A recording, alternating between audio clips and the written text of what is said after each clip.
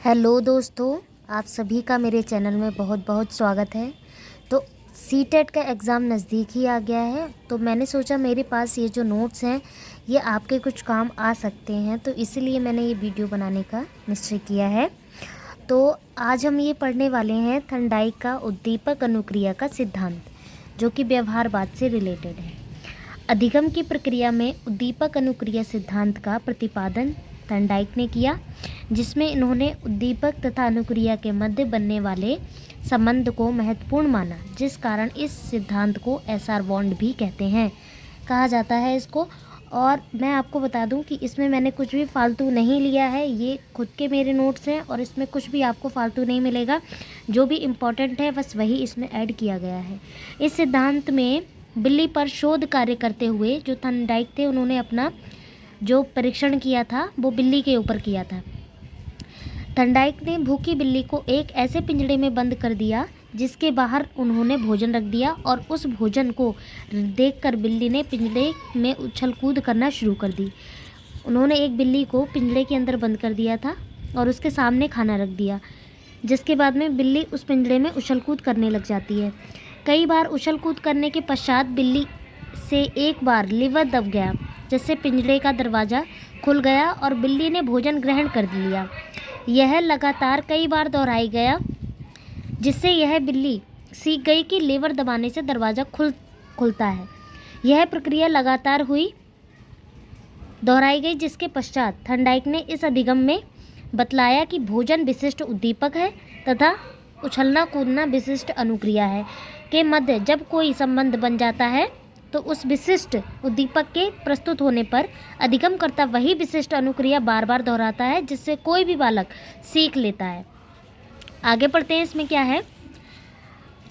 अधिगम की प्रक्रिया में थर्नडाइक ने बतलाया कि लगातार अधिगम की प्रक्रिया को दोहराने पर असफल प्रयासों की संख्या एवं लिया गया समय निरंतर रूप से कम होता जाता है। यहाँ पे ये कह रहे हैं कि मान लीजिए एक बार अगर हम कोई काम करते हैं तो उसमें हमें ज़्यादा टाइम लगता है, लेकिन दोबारा हम उसी काम को करते हैं तब हमें कम टाइम लगता है, और फिर हम तीसरी बार जब उस काम को करते हैं तो उससे भी कम टाइम हमें लगता है।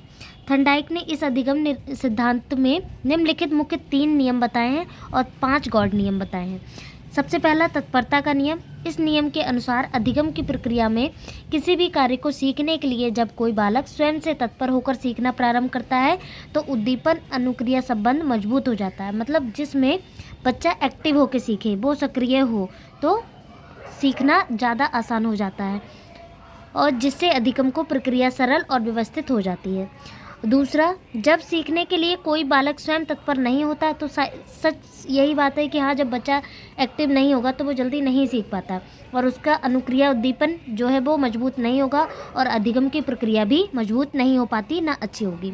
दूसरा नियम है अभ्यास का नियम।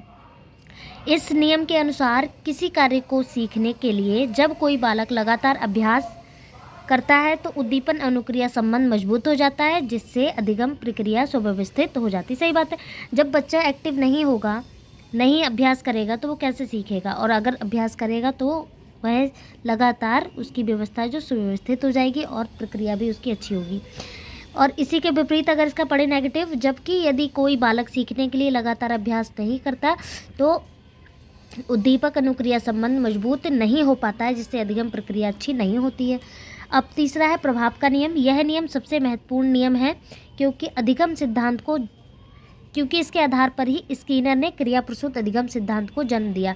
जो थर्नडाइक का ये नियम था, इसी प्रभाव के नियम के ऊपर स्किनर ने अपना क्रिया प्रसूत सिद्धांत का नियम दिया था।